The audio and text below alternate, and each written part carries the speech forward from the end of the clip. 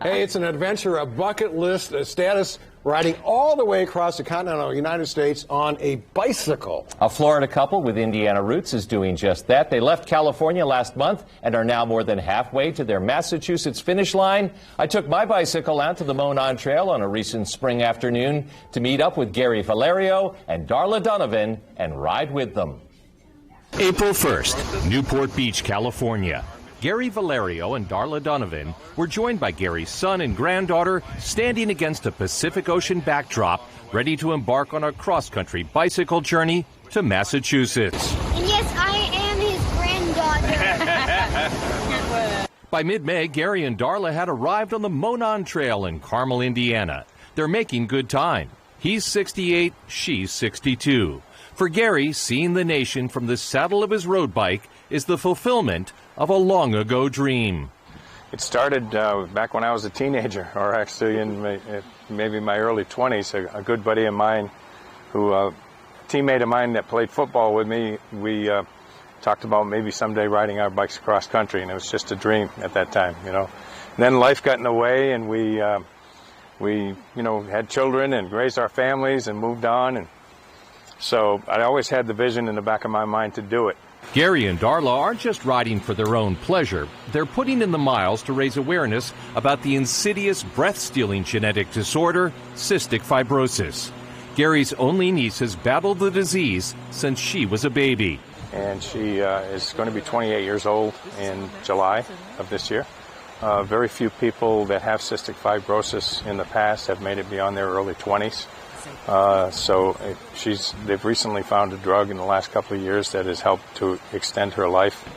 It's called Trikafta, and she has really benefited from it. Darla and Gary don't have some gigantic support team, just the two of them. Somebody pedals every mile while the other drives their van stocked with provisions. They are engaged to be married, and this journey is part of their love story.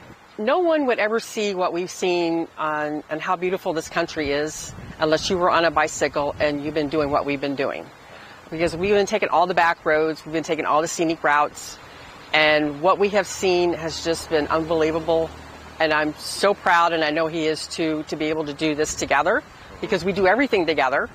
And so we've got to see all this beauty together, and we're going to be cherishing this for the rest of our lives. Gary and Darla tell me they've had a lot of help along the way. Case in point, when they were in Plainfield, they got a flat tire, and a guy named Mark with Gear Up Cyclery fixed their flat gratis.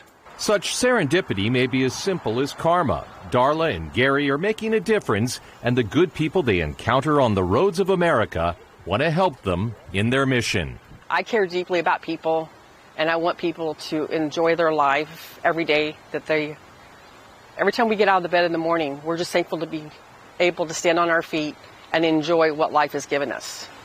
And we want those people to have the same life that we do, and the only way they can do this is if we get the money raised to help with the research.